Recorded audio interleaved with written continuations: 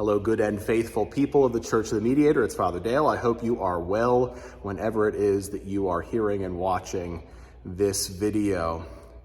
Our series is going to continue in just a minute with the Nicene Creed. I'm going to turn back to that first clause of the Nicene Creed on page 358 in the prayer book. Before I go there, a reminder, as always, that this Sunday we have one combined big parish, all-out bilingual liturgy. Our bishop will be among us and celebrating with us. We will have 5 who will be confirmed here, and then following the 9 a.m. liturgy, we will celebrate with a parish picnic on the lawn. Bring whatever you want to bring. We already have hot dogs, we have hamburgers, we have potato salad, we have deviled eggs. Bring something that you would enjoy making and sharing with your fellow parishioners on Sunday. Returning to the Nicene Creed, last week I talked to you a little bit about that first clause. We believe in one God, the Father, the Almighty, maker of heaven and earth, of all that is seen and unseen. I talked in general terms, but this week I want to mention 2 things that I think are important also to note about that first clause of the Nicene Creed. First, one God.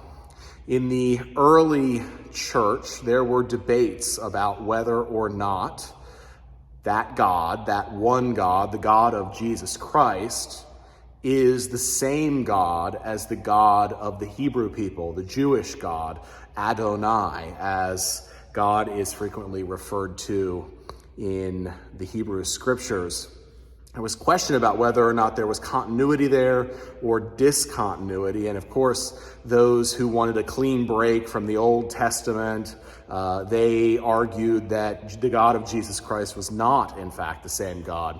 But the orthodoxy that came out of those debates, the articulation that we find in our Nicene Creed is that God is one God, and that is the same God that is the God of the Hebrew people, of our Jewish siblings, and we worship that same God. We believe in one God. And then I want to mention about the Father, because of course it would be very easy reading that language, the Father, to immediately think of the classic image of God as the old man in the sky with a white beard. Father language, of course, is understood to be gender masculine or male. But we don't believe that about God. We understand God to transcend that category of human gender, of human sex. And so God, although we refer to God as Father, that is not male Father.